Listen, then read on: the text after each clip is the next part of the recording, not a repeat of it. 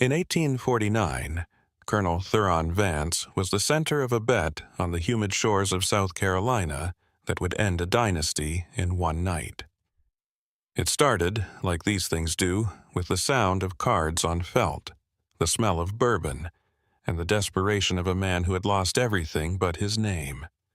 Ashmore Landing, his huge rice plantation, was a beautiful place with azaleas and old oaks, but it was also a place of hidden horrors and a lot of debt. Judge Silas Croft was the man with the knife. He was a rival whose patience was as cold and long as the cypress root that was choking the river nearby. Croft didn't ask for money or land that night in the Charleston Hotel's back room, which was full of smoke. He suggested something completely different, a test of complete ownership. He called it the collateral. Vance's young, pregnant wife, Eleanora, and 5 slaves that the colonel chose himself because he thought they were loyal. The bet was to lock all 6 of them in the plantation's old stone smokehouse from sunset to sunrise. The debt would be paid off if his wife was still alive and the 5 slaves were still there and doing what they were told by sunrise. If not, Croft would take Ashmore, the house, the fields, and everyone who lived there. Theron Vance, trapped and poisoned by his own pride, said yes. What he didn't know, and what none of them knew, was that the 6 people he thought were his property had already formed a bond that was stronger than any signature on a gambling slip. Not only did they want to make it through the night, but they also wanted to change the game itself.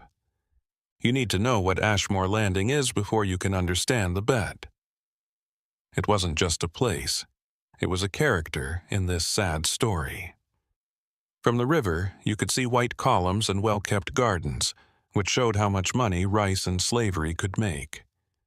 People who came to visit said the air was thick with the scents of jasmine and magnolia, but people who lived there and owned the land knew the other smell, the one that came from the swamps, a sweet, heavy smell of decay. They called it the sweet rot. The smell of still water, cypress knees sinking into black mud, and history itself breaking down filled the air. The plantation was a front, a carefully planned stage play of southern gentility. But behind the main house, past the perfectly manicured lawns, were the quarters, the forge, the stables, and the old stone smokehouse. For 20 years, this smokehouse hadn't been used to cure meat. It was an old building that Vance's grandfather made out of river stone. It had no windows, just one iron-banded door and a floor of packed earth. It was a place of punishment, where stubborn souls were sent to be broken. It was 50 yards from the main house, close enough to hear screams but far enough away to be ignored. It was a tumor on the landscape, a physical sign of the illness that was hiding under the beauty. Colonel Vance planned to pay off his debts in this windowless tomb. He thought of it as a stage for his final act of power. He didn't realize that it was an anvil and that the hammer was about to fall. Colonel Theron Vance was a proud and drugged-up man. Even though he was 55, he still looked like a soldier. But his eyes, which were often cloudy from the opiate he drank with his morning coffee, were terrifyingly empty. He wasn't just a gambler.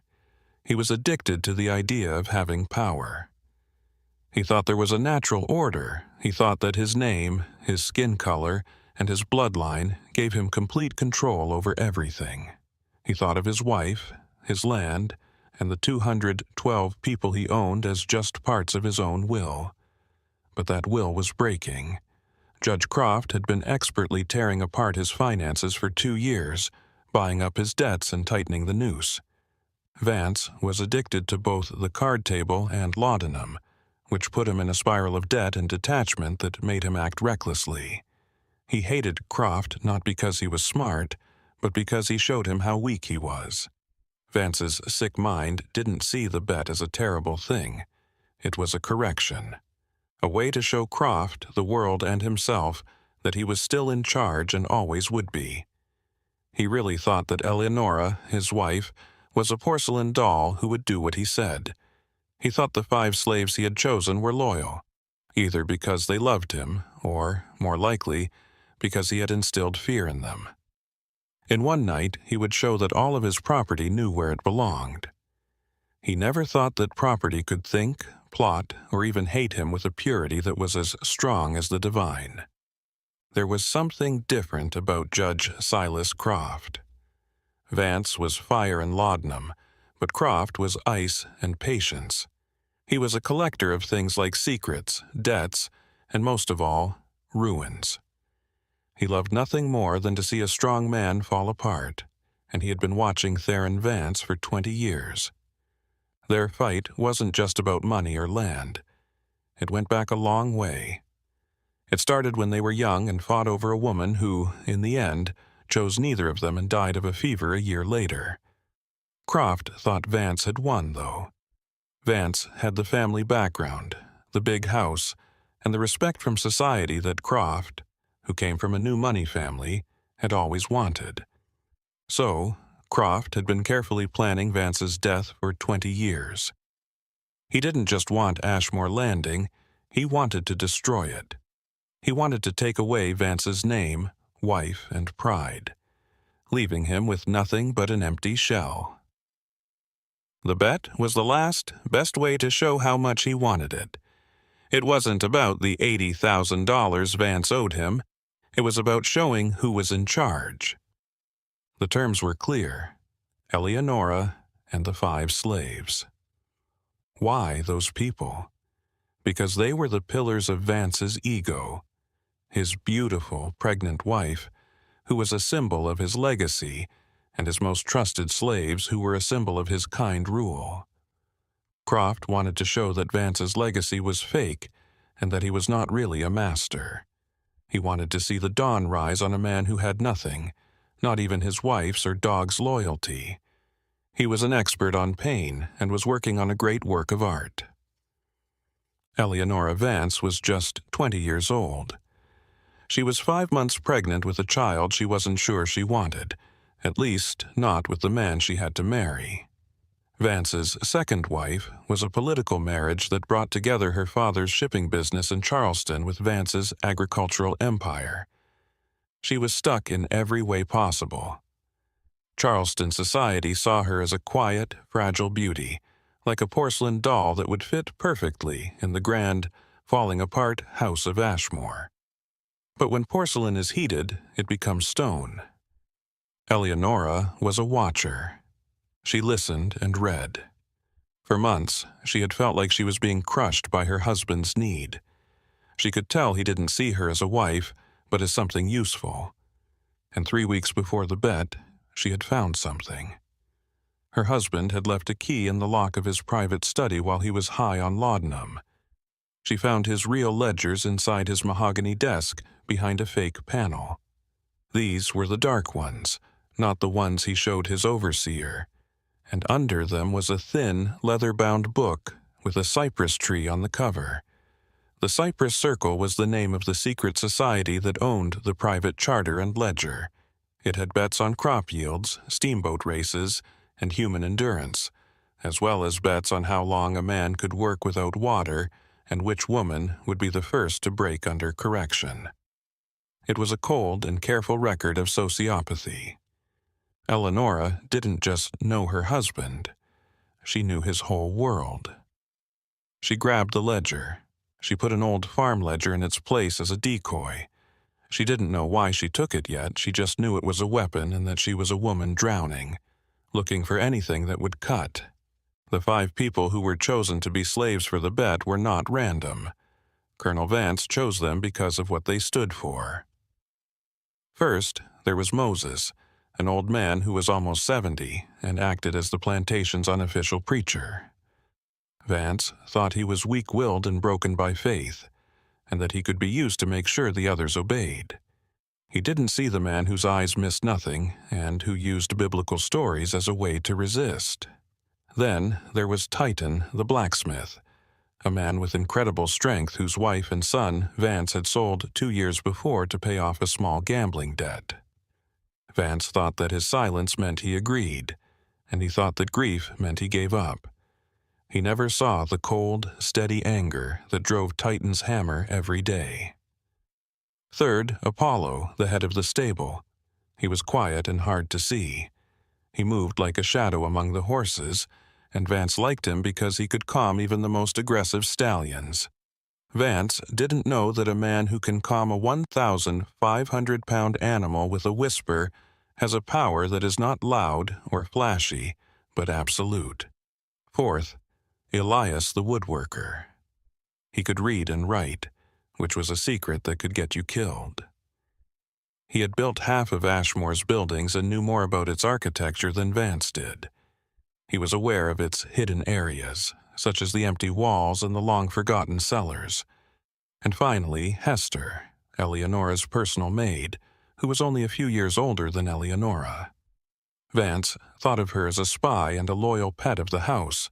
He never thought that she was loyal to the woman and not the master. These five made up a community.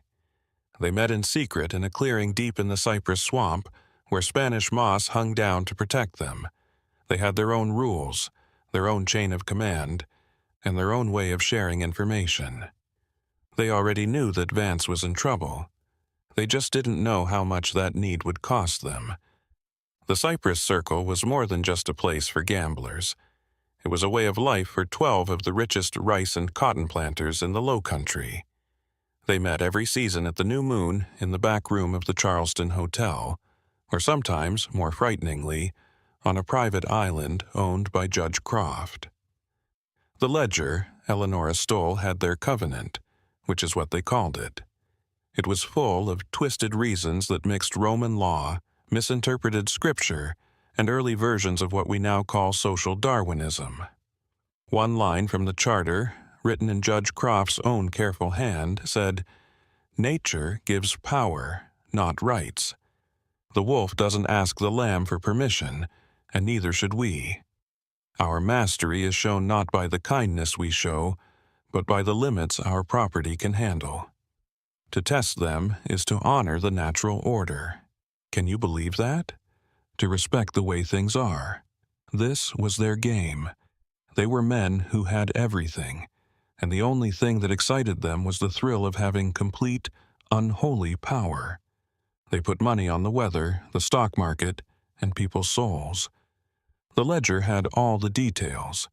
In March 1847, Vance and Croft bet $1,000 that Vance's man, Titan, could pull the cotton gin wheel for 6 hours without help after the mule died. What happened, he did, and Vance gets paid. In September 1848, Croft and Planter Jennings made a bet of $5,000 that Jennings's man, Coe, would not try to escape even if he was left alone with a boat for 24 hours and his family was held as collateral. He didn't, so Croft gets the money. It was a signed and witnessed record of horrible things, and now Eleonora, who was pregnant and scared, was the only one who had it. She didn't just have proof that a crime had been committed, she also had the key to their whole secret world. She was holding the truth, and the truth was a bomb. Judge Croft set up the last card game as a piece of theater. It happened on the 10th of November in 1849. Vance, whose hands were shaking a little from taking laudanum in the morning, thought he could get it all back. He was playing Vingt et Un, a game of nerves he had always been good at, but Croft wasn't. Croft was Vance's opponent. He let him win the first few hands, which were small pots, to make him feel more important. He let the bourbon run. He told the other members of the Cypress Circle to talk about how Vance's luck had changed. Then, over the course of 4 hours, he started to drain him slowly. The stakes kept going up. $5,000, $10,000. The air in the room got heavy and still. The other planters watched with blank faces, like Romans at the arena. The last hand came at 2 a.m. Vance, who was too sure of himself and high on drugs, put all of his money on the turn of a single card. Croft put down his hand, his face blank. He had won. There was no noise in the room. Theron Vance owed Judge Silas Croft $80,000, which is a lot of money today, enough to bankrupt him twice. For all intents and purposes, Ashmore Landing was already gone. Vance sat there, looking at the cards, and his face lost all its color. The smoke in the room looked like it was getting thicker. At that moment, he was a dead man walking. And Judge Croft leaned forward with the precision of a surgeon and said in a dry whisper, "Do not despair, Colonel. I am not a cruel man. I am ready to offer you an alternative, a wager, one gentleman to another."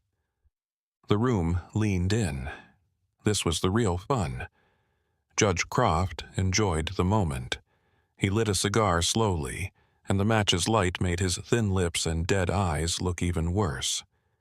Croft's voice was barely louder than the ticking clock when he said, "You are a man of particular taste, Theron. You take pride in the quality of your holdings, the beauty of your new wife, and the loyalty of your people.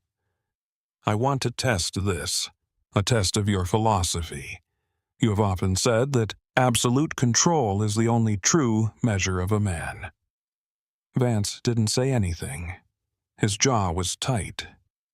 "Here is my offer," Croft said, putting his fingers together. "One night of verification will wipe out your entire debt of $80,000. He stopped, letting the word hang in the air. "Take your wife Eleonora to your old stone smokehouse. Tonight is Tuesday, so let's say Friday at dusk. You will also bring 5 of your slaves, the ones you trust the most. To make it more interesting, your preacher Moses, your blacksmith Titan, your stableman Apollo, your carpenter Elias, and your wife's personal maid, the girl Hester." Some of the men in the room moved, including a white woman. A wife was against even their bad manners, but Croft raised a hand. "I'll put my own guards outside. They'll lock the door. You, Theron, and our friends will wait in your parlor. At dawn, we'll open the door. If your wife comes out calm and all 5 slaves are present and accounted for, proving their loyalty to your house, you owe me nothing. You've proven your point that your mastery is absolute. But if she is hurt, compromised, or any of them have fled, you owe me double. And Ashmore is mine by sunrise. It's a simple test, a test of loyalty, a test of blood." The silence that came after Croft's suggestion was as heavy as stone. This was new for the Cypress Circle, too. It was one thing to bet on the strength of a field hand, an anonymous piece of property. It was another thing to bet on a white woman, a lady, who was pregnant and married to a member.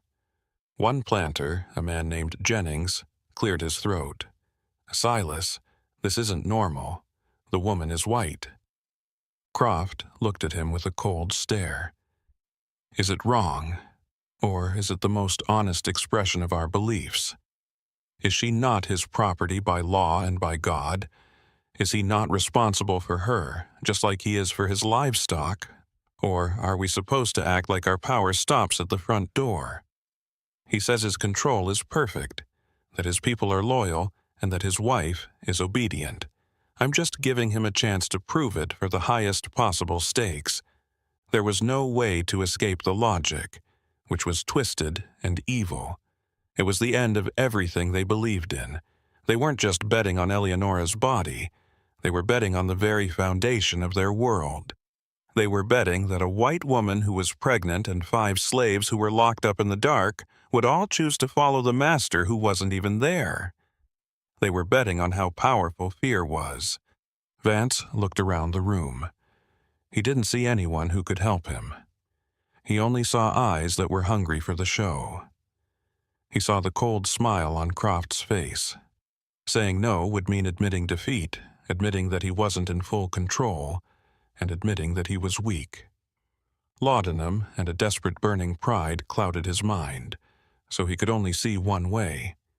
It wasn't a bet, it was a duel, and he couldn't be the one to back down.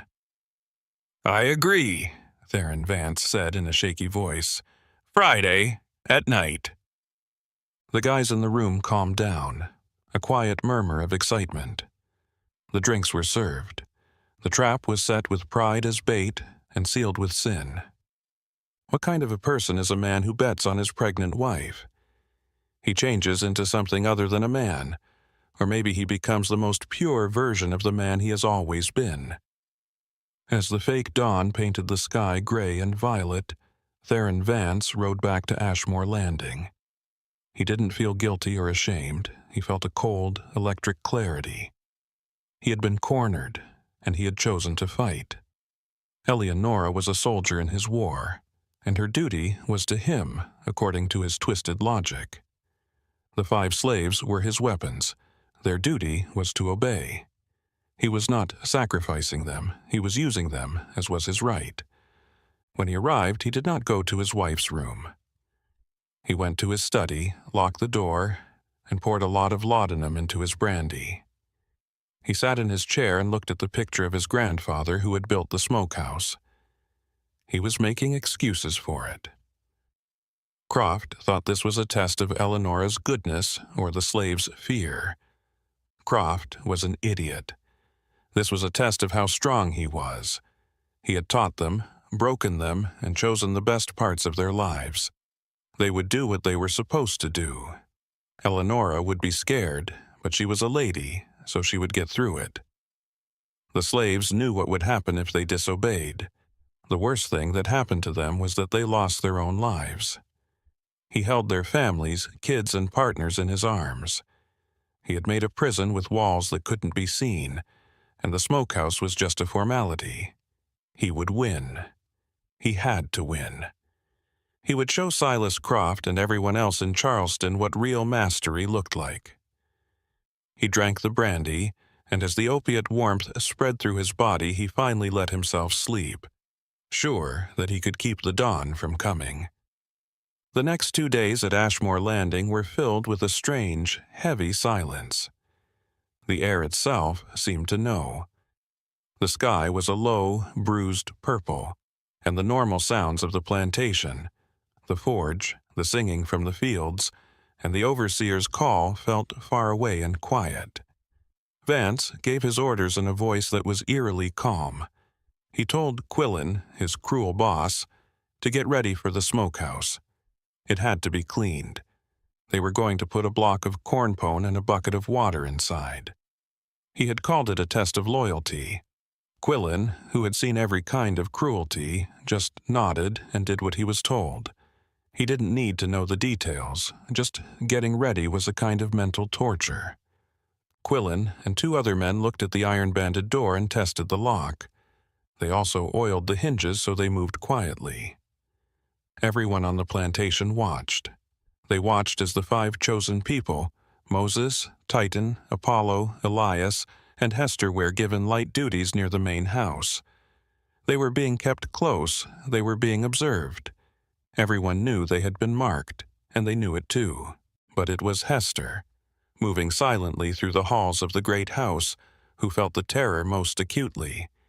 She noticed that the colonel didn't look at his wife, Eleonora, with worry. Instead, he looked at her like a man who was judging the strength of a new horse. Hester saw Eleonora pull away from her face pale and her hands always resting on her swollen belly. The house was no longer a home. It was a jail. Hester, who loved Eleonora as a sister and not as a mistress, knew that something terrible was going to happen. She just didn't know the details. Not until Thursday night. Thursday night, 24 hours before the wager, Hester was mending one of Eleonora's dresses by candlelight, her fingers numb, her mind racing. She had been ordered to sleep on a pallet outside Eleonora's door, a protective measure that felt more like guarding a prisoner. Around midnight, she heard voices from the colonel's study below. He was not alone. Judge Croft and 2 other men from the Cypress Circle showed up without warning. They were drinking, and their voices were low, but the floorboards were thin. Hester crept to the landing, crouching in the shadows, listening. What she heard stopped her heart. She heard her own name. She heard Moses, Titan, Apollo, Elias. She heard Eleonora, she heard the smokehouse. She heard from dusk to dawn. Then she heard Judge Croft laugh, which sounded dry and rough. "The real sport, Theron," Croft said, "will be to see if the child she carries quickens or goes still. I have $50 that says it does not survive the night." Hester pressed her hand to her mouth to stop herself from getting sick. She wasn't just hearing a bet. She was hearing the end of her life. She heard that her friend and unborn child had been killed. She slipped back to Eleonora's door, and the world tilted under her. She looked at the polished wood of the door and saw the dark, iron-banded wood of the smokehouse for a moment. She saw that the stone walls were covered in old grease and new fear. She saw the floor of packed earth and, in a flash of terrible clarity, saw 6 bodies lying there in the dark, waiting for a dawn that would never come. Hester quietly entered Eleonora's room. She didn't knock. She saw Eleonora not in bed but standing by the window, a pale shape in the moonlight with her hands over her belly. Hester's voice was rough as she whispered, "He's going to kill us." Eleonora turned around slowly. She had been expecting this, not the specifics, but the idea. "Tell me," she said. Her own voice was so calm that it was the only thing that stood still in the spinning fear. Hester told her. The smokehouse, the 6 of them, dusk to dawn, the bet, the $80,000, and the bet on the child were all things she said again. The 2 women stood still after she was done. The only sound was the chirping of bugs in the swamp, which suddenly sounded scary and like they were hunting. Eleonora went to her vanity and sat down. She looked at herself in the mirror. She saw the face of the porcelain doll that everyone thought she was. After that, she opened a drawer. She took out a small, sharp pair of scissors for sewing. She held them for a short time. Hester thought she might be planning to hurt herself. Eleonora said, "No," and as if she could read her mind. She dropped the scissors. She reached into the back of the drawer, under her silk gloves, and pulled out the slim, leather-bound book, the Cypress Circle Ledger. Eleonora whispered, "He thinks this is a test of his power, Hester." Her voice was no longer weak. It was cold and angry. "He thinks we're animals. Judge Croft thinks this is a game. They're both wrong." She got up. "They're going to lock us in that smokehouse with 5 people my husband thinks are loyal. What they've done, Hester, is give us a weapon. They're locking us in with the 4 men who hate him the most and the 2 women who have the most to lose. They've made a terrible mistake." Eleonora was awake. Hester was awake. Eleonora gave Hester her orders as soon as the sun started to rise. "Take them to the old cypress grove by the river, not the house. Don't tell anyone. Use the codes." Hester was familiar with the codes.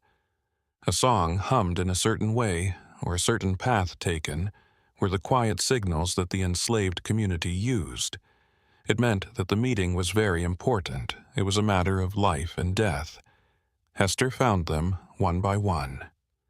She found Moses in the little prayer house. She found Titan at the forge, where he was banking the embers from the night before. She found Apollo in the stables, and the horses were calm because he was there.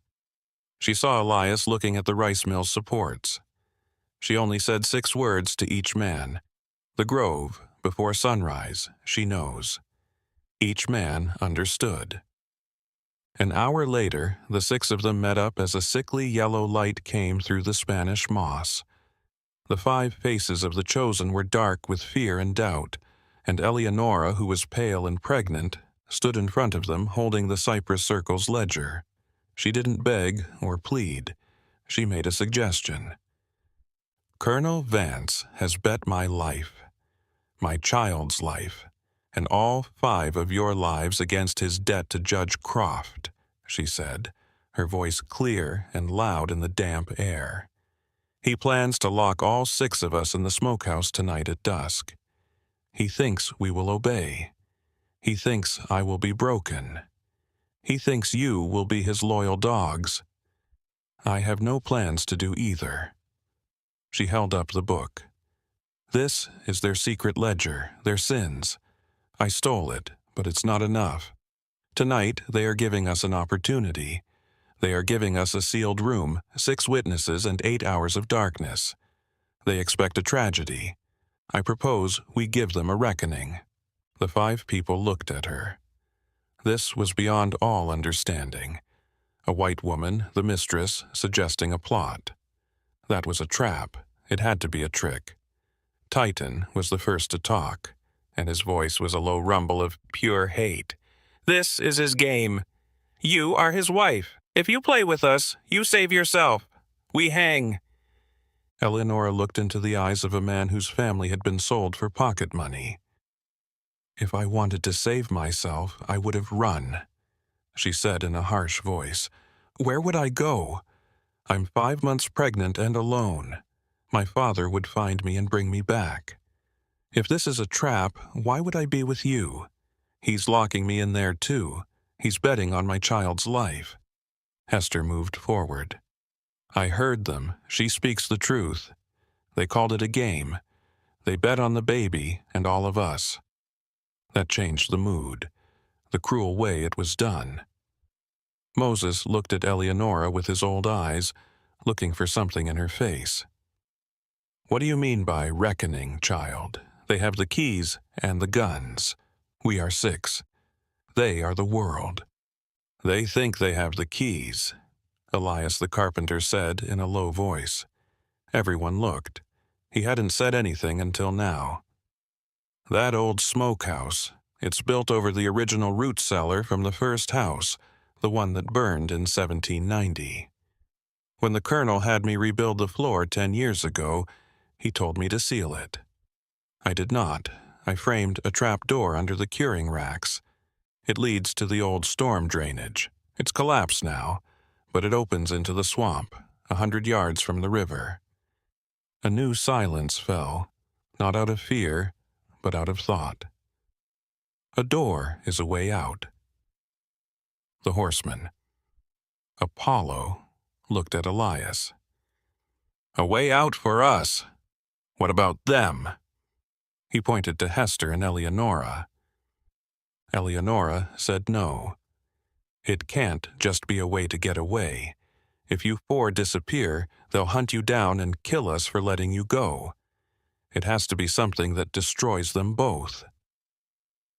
That moment gave birth to the conspiracy, which was made up of people who were all desperate.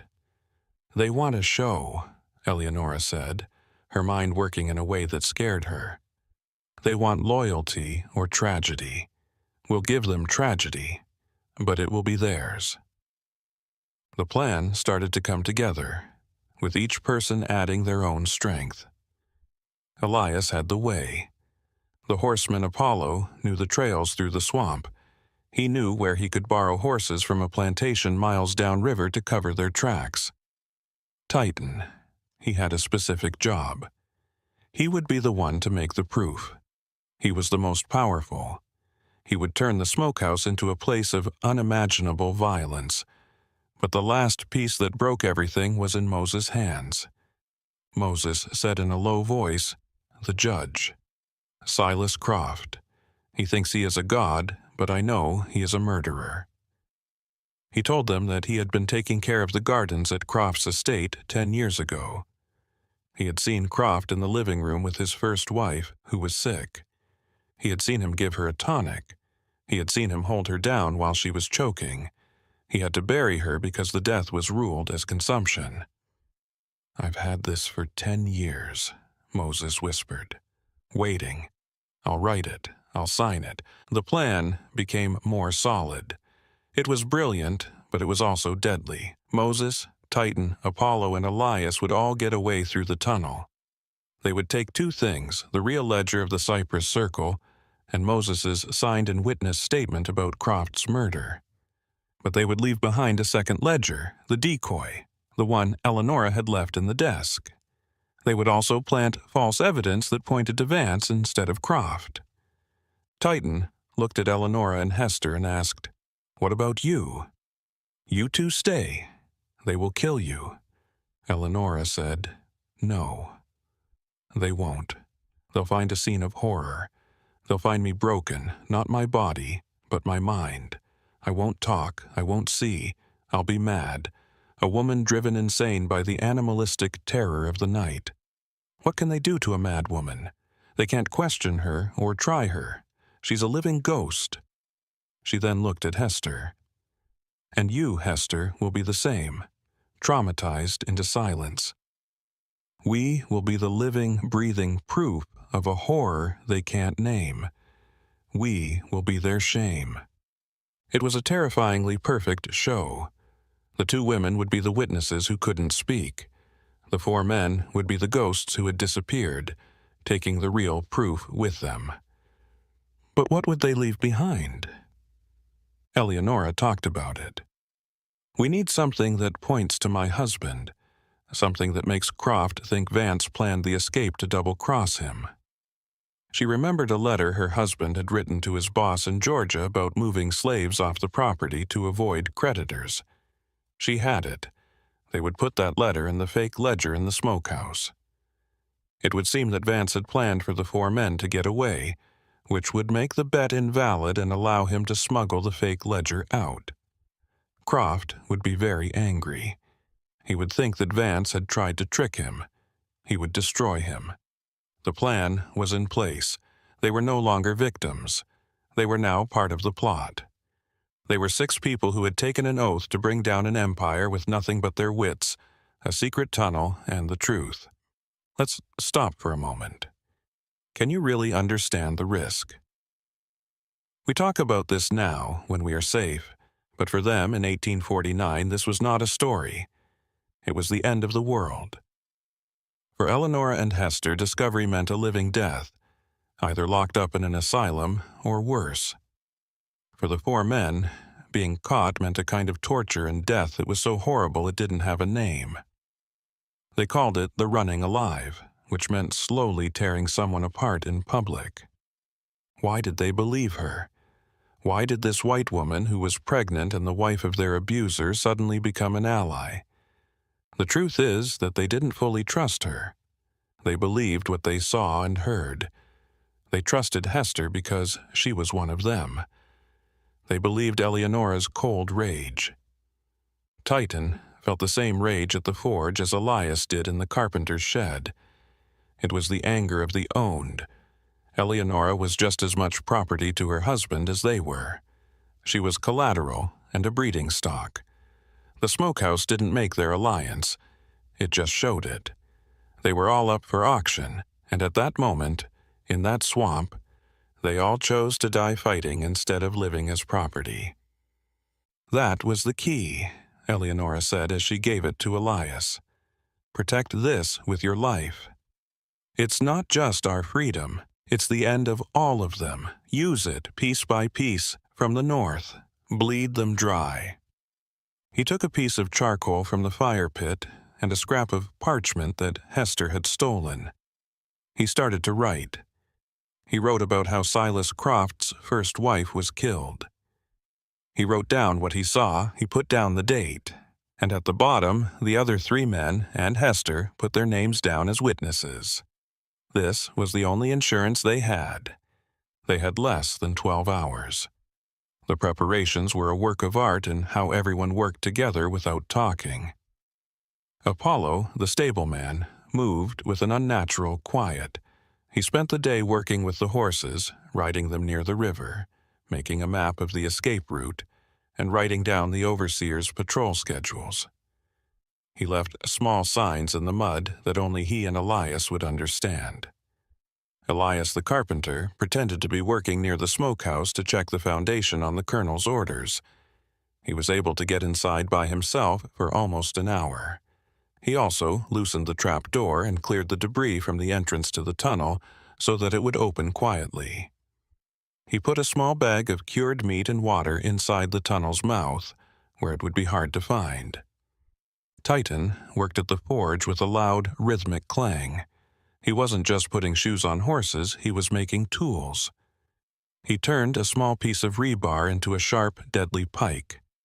He made a pry bar that was small enough to hide and strong enough to break a lock. These weren't for getting away. They were for the show, for the scene they would leave behind. And Hester and Eleonora, their work was the most personal.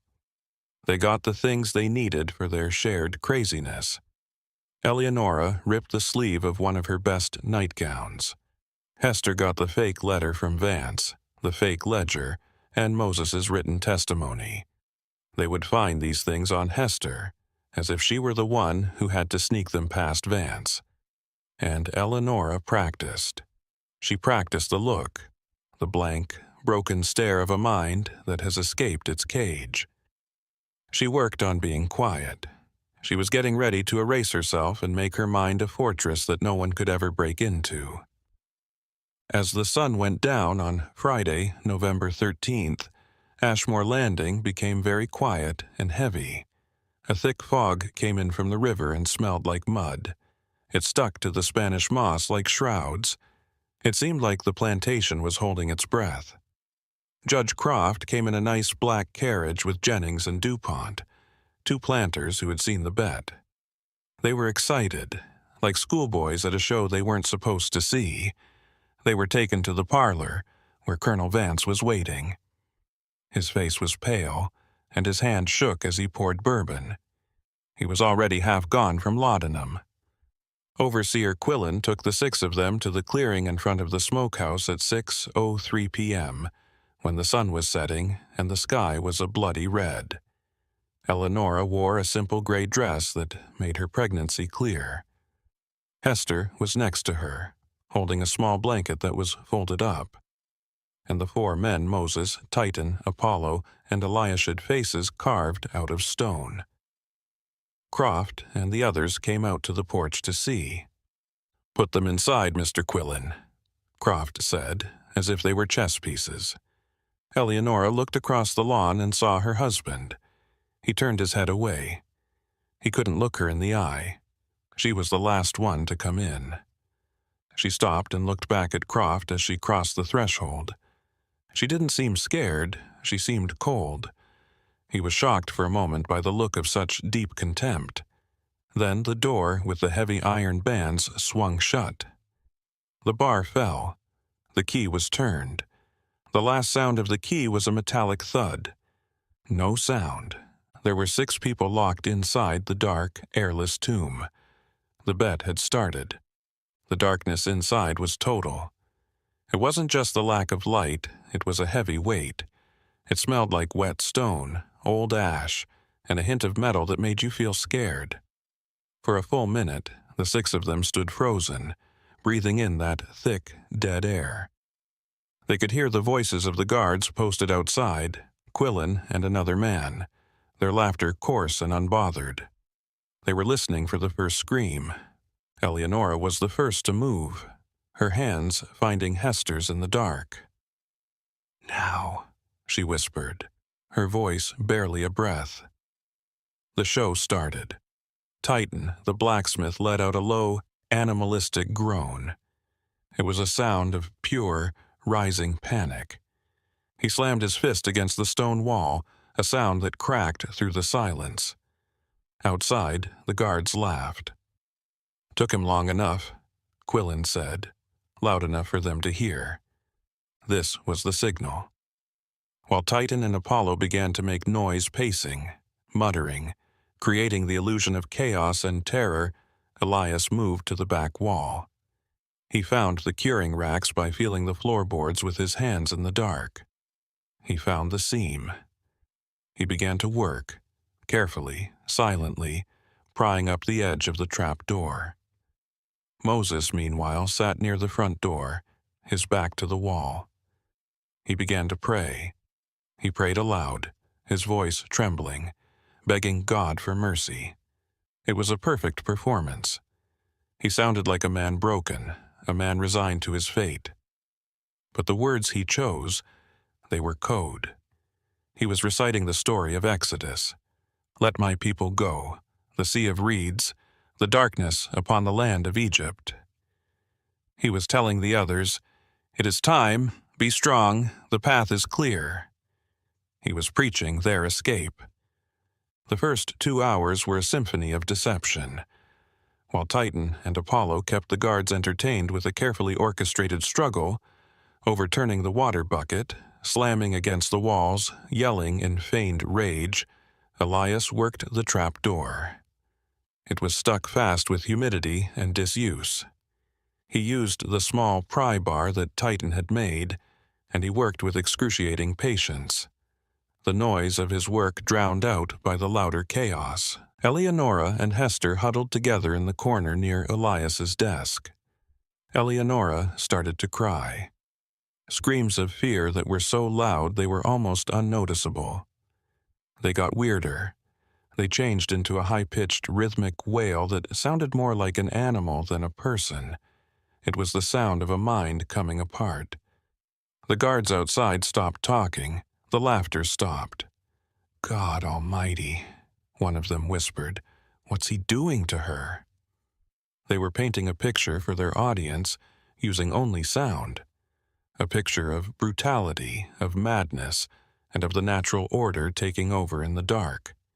Every noise was a lie, and every cry was a weapon. Elias finally opened the trapdoor, while the guards listened to Eleonora's craziness. A rush of cold, damp air that smelled like dirt and roots filled their corner. The way was clear.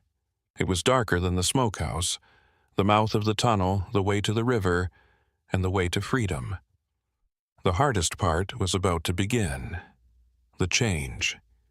The proof had to be planted. You probably shouldn't know this, but bets like these weren't as rare as history books say they were. People whispered about them in parlors from Charleston to New Orleans. They called them endurance tests. What set this one apart was the fact that there was a white wife and so many witnesses. But their ledger was full of these for the Cypress Circle.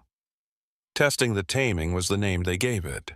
They thought they were taming the untamable. The taming was a plot inside the smokehouse. The show reached its peak around 3 a.m. Titan let out a loud roar. He took the sharpened rebar he had hidden and started to gouge the wooden door frame, breaking the wood and leaving deep, violent marks. Quillen yelled outside and banged on the door. "He's trying to get out." "Stand down or else," Titan yelled again, and then he was quiet. This was the sign. The guards would think the fight was over and that the animals had either calmed down or turned on each other. The real work started now, in this new, scary silence. Hester's hands shook as she took the fake letter from Vance, the decoy ledger, and Moses's real signed testimony. She wrapped them up in her blanket, then ripped her own dress and put the bundle inside the bodice.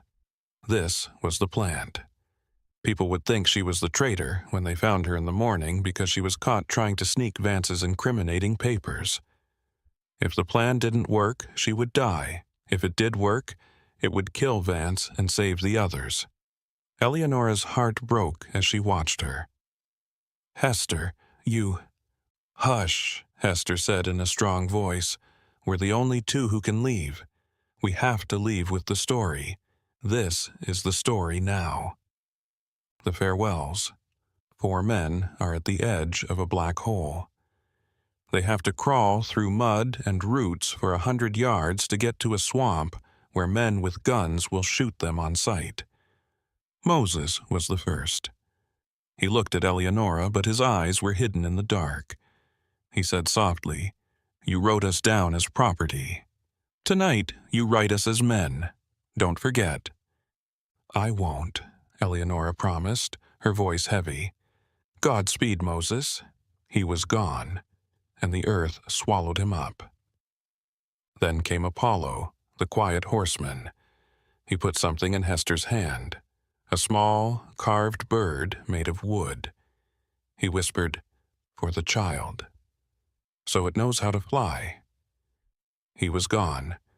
Then there was Titan, the huge man, the sad father. He stood still for a moment, and the anger seemed to have left him. He looked like he was tired. He stared at Eleonora's belly, which was pregnant.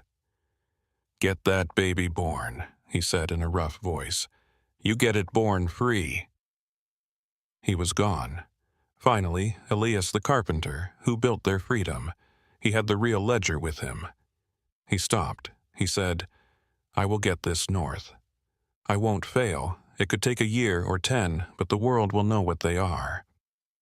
"And you," Eleonora said in a low voice, "live. Don't just run. Live." "Yes, we will," he said. Then the earth swallowed him up too. Elias pulled the trap door shut from below, bringing it back into place. It was a soft thump. It was over. There were 6 people in the smokehouse. There were only 2 now. 2 women alone in the dark with a story to tell and a show to put on. The last 3 hours of the night felt like the longest.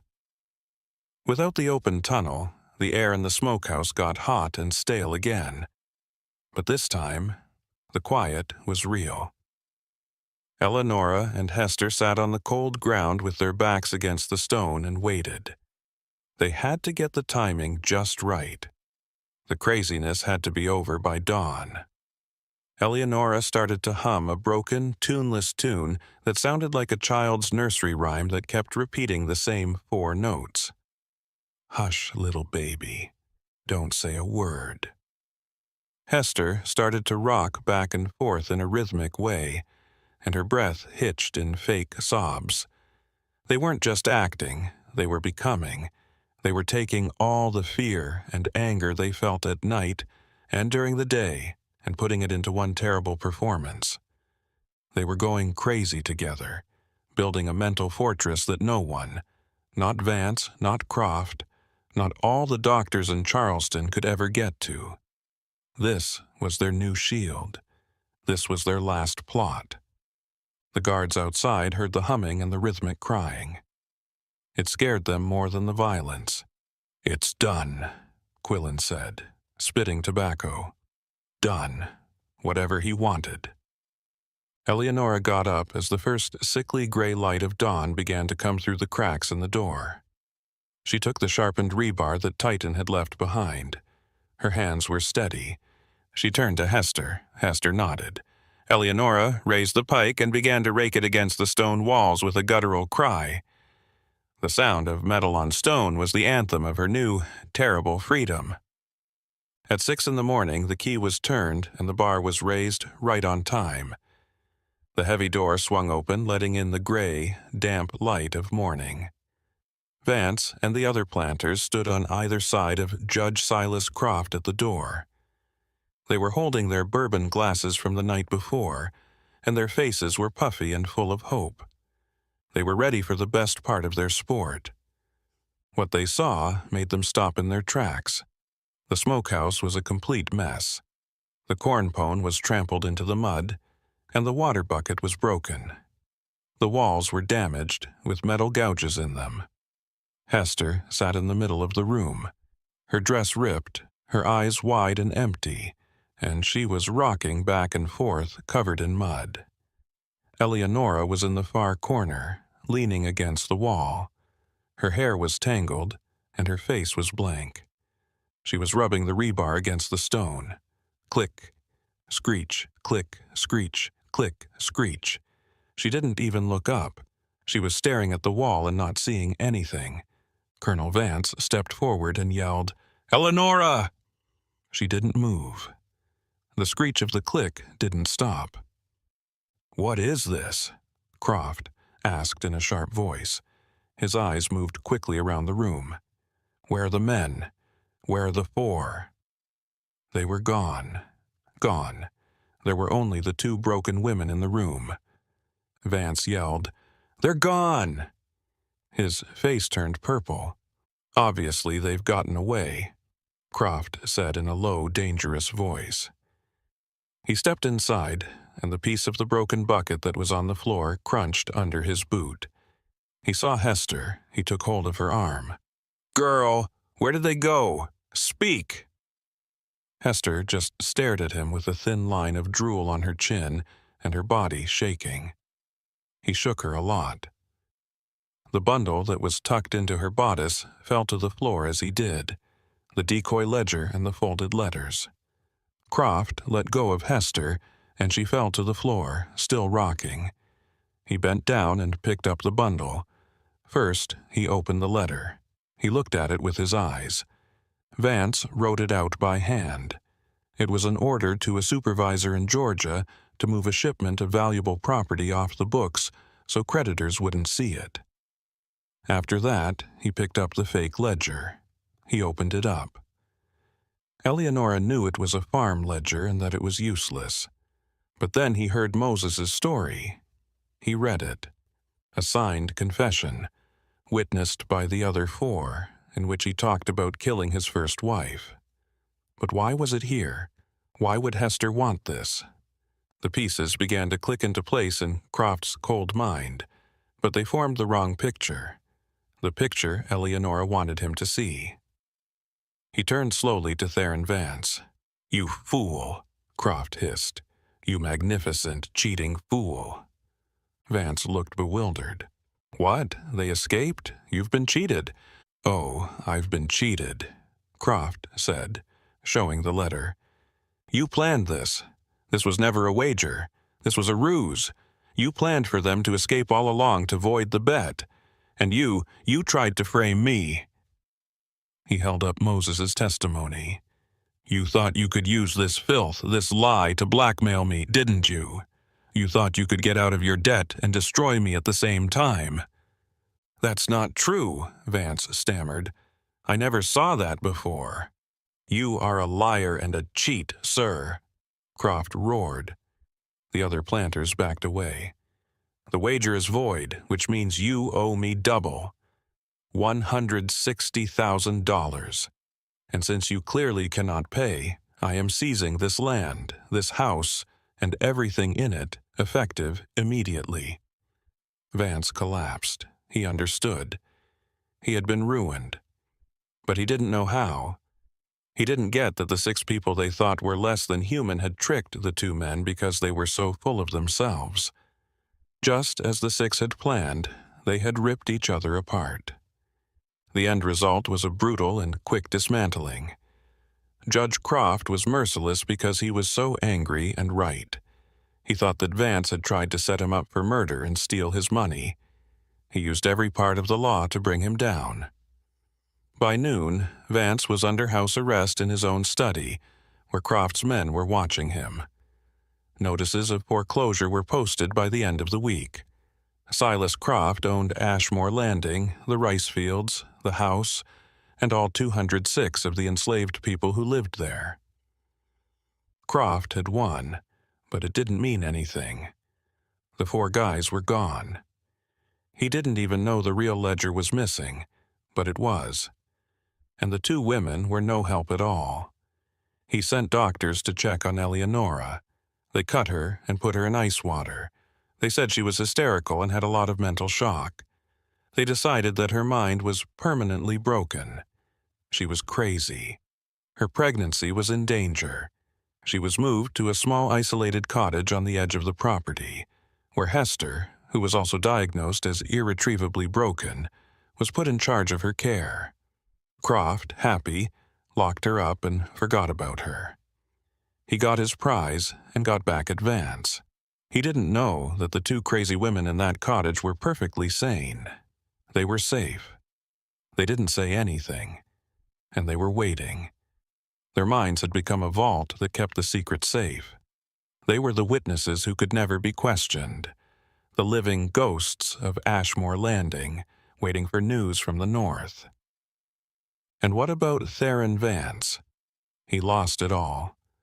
He was an outcast because he had bet his wife and then, in the eyes of his peers, cheated to win. He was a shame. Croft let him stay in the overseer's shack, which was the last cruel thing he did to him. He spent his days walking around the edges of his old property, drinking cheap whiskey because he couldn't get any more laudanum. He would stand for hours looking at the stone smokehouse, trying to figure out what had happened.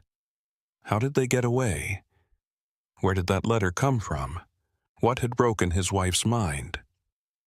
He died 6 months later from exposure and a liver that wasn't working right. His body was found face down in the swamp. They said that he died by accident. No one was sad about him.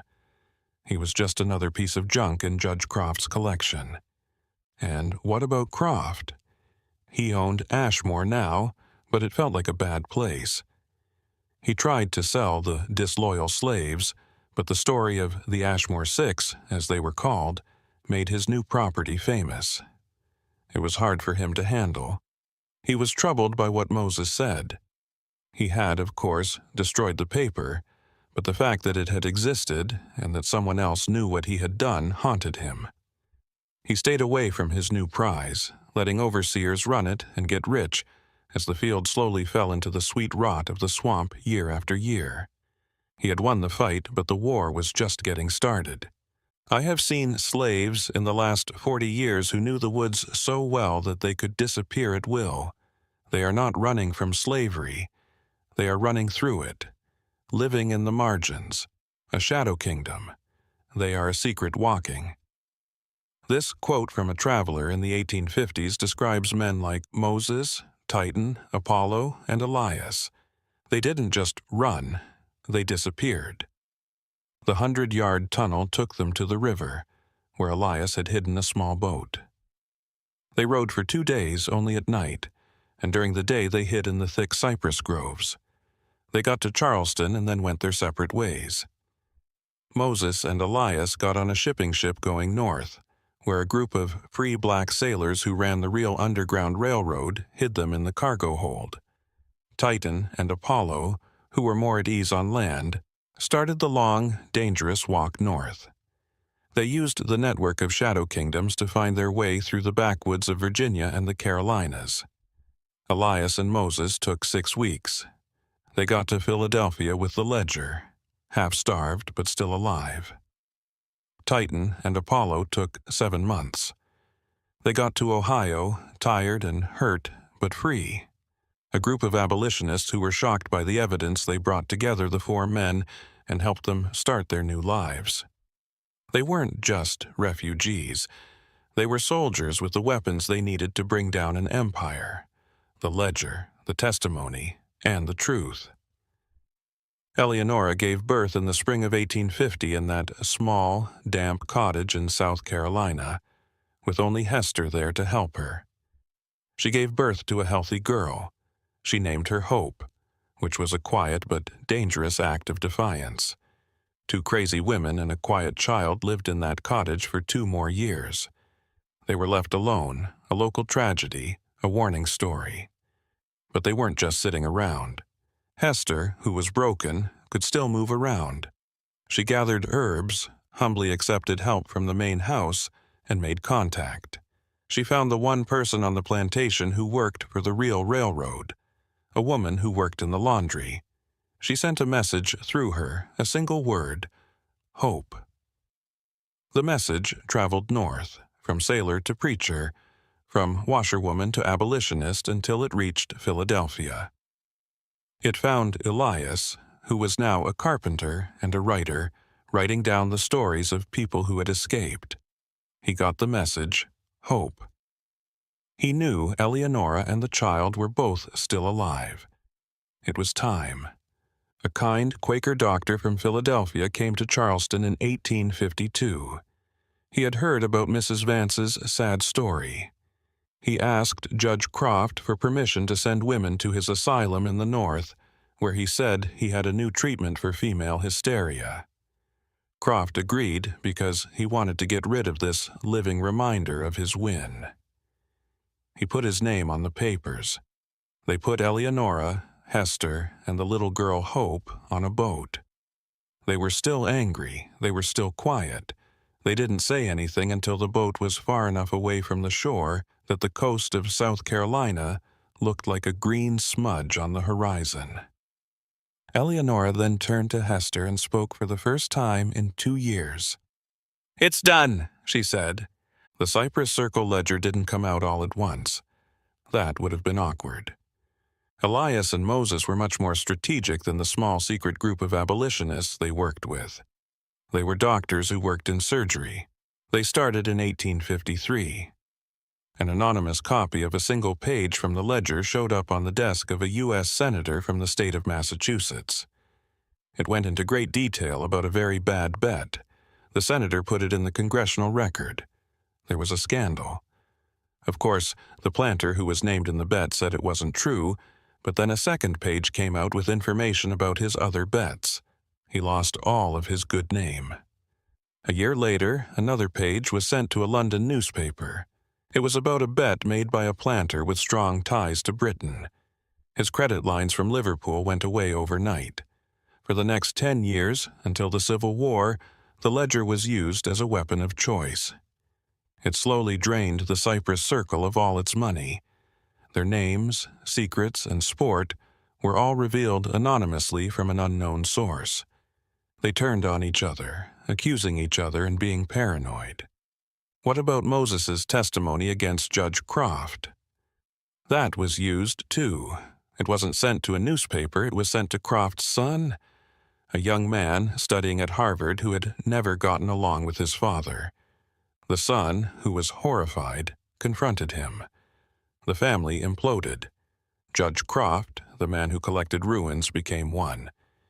He died in 1860, a recluse, his victory at Ashmore long since turned to ash. The plantation itself, seized by creditors after the ledger's revelations, destroyed his own finances.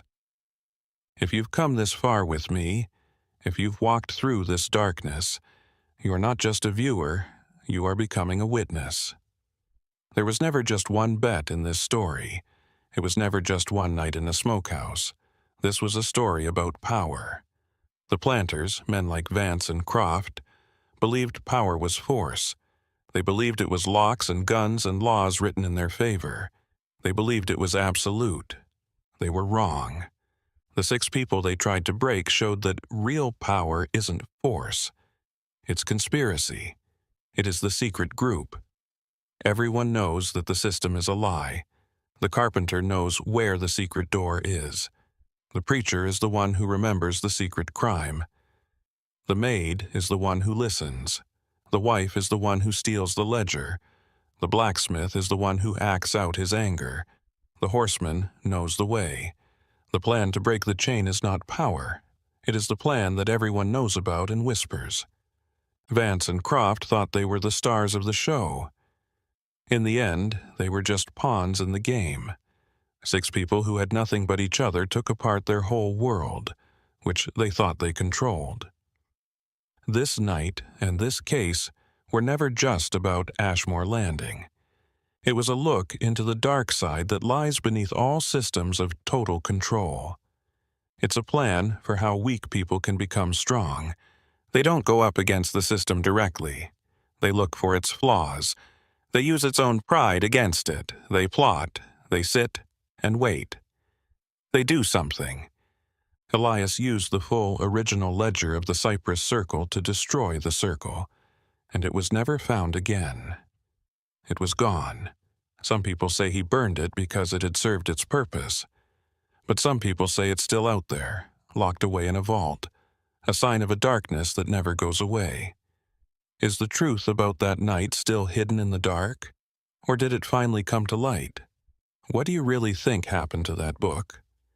Leave a comment below and sign up for the Sealed Room to get more stories they tried to hide. We are the place where whispers become history. This is because some of history's scariest secrets are not lost in the past. They are still holding up the world we live in today.